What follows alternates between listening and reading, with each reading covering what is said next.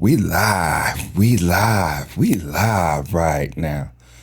Today is April 2nd, 2025, and we're doing pretty good right now.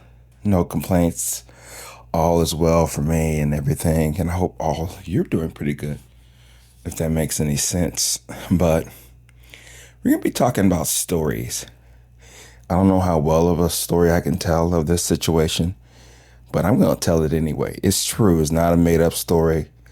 You know, the way I tell it now may be a little off than what I really remember years ago, but it doesn't matter. It's a story about coffee. So here it is. So, I was starting my coffee journey. Everything was great. I was buzzing out of control. I was buying everything that you can think of when it came to coffee, going to different coffee shops, different coffee stores. I started to even peek online, different forums and all that. I just wanted my fix. And it was just one of those things where I didn't care where I got the coffee, grocery store, online store, or just locally. I think I was just mainly doing locally at the time. And my palate was still developing. At the time, I was still using the French press, which is fine. And, I had my trusty French press, and I just wanted to try new coffee from everywhere. So I looked up this place. I'm not going to mention this name. I believe they're still in business. I think they're doing really well. They're kind of a big boy type of situation when it comes to coffee here in the Houston area. And they just kind of do it a little differently than a lot of people, but they did have a store. I don't know if they still have the store and everything. And I went inside, I knew some stuff about coffee, about all that good stuff and all that stuff, right? All that good stuff, right? And I just went in like with a kid in a candy store. That's what I went in for. I was just wanting my fix. So the person in there, he saw that I was new to this whole coffee thing, and he took me under his wings. He showed me different beans. He explained origins. He explained tasting notes and all that good stuff. And it was something that I was just really geeking out over. I couldn't wait to get home. And then right before we were leaving, because I think I told him like some of the coffees that I was drinking lately, they weren't strong enough. And I wanted it to be stronger, because no matter how much coffee you put into like a light roast and a medium roast, the coffee, it still wasn't strong. A lot of coffee shops were kind of doing the same thing, and I was getting pissed, and all I wanted was for it to be strong. And he said, oh yeah, we got a French roast and we got Italian roast. I think I bought both of them. And I think he gave me a small bag because at the time he was just like, okay, just want you to taste it, see what you think about it.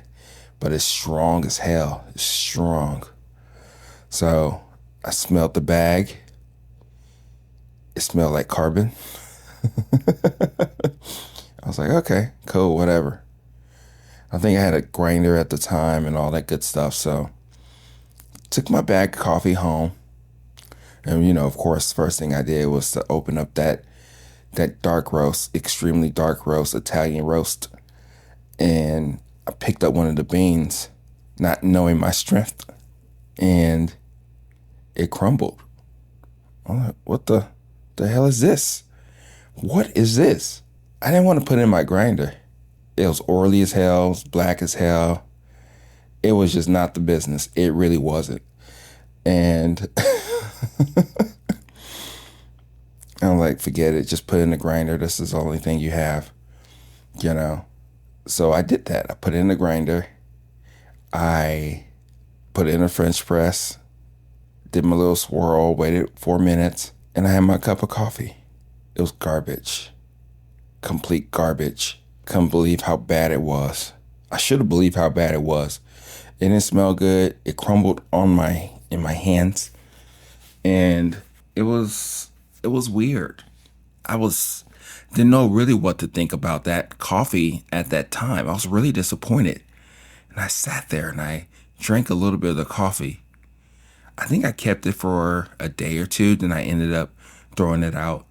I don't think the French press was that much better, slightly lighter, but I could still crush it in my fingertips. And I don't know why I'm really telling you this story.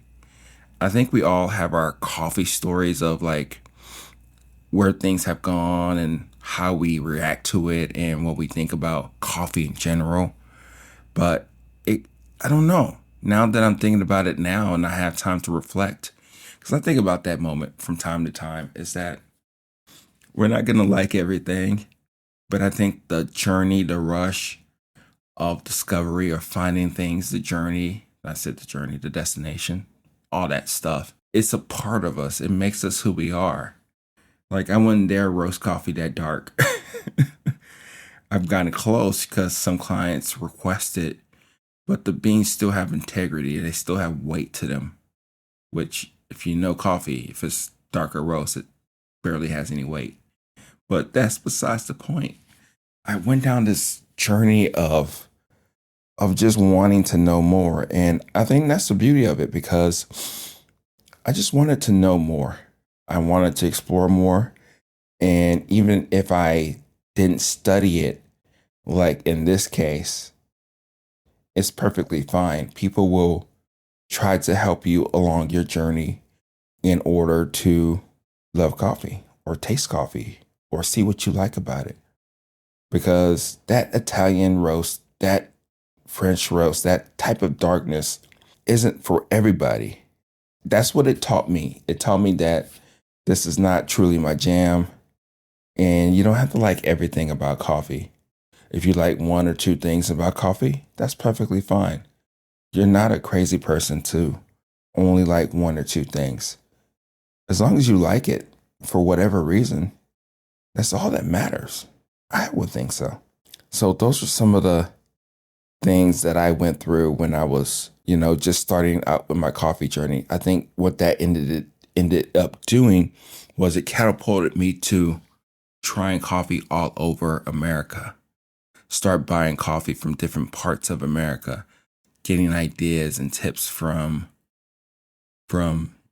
people online, people on YouTube, and exploring their coffees and seeing what it's all about.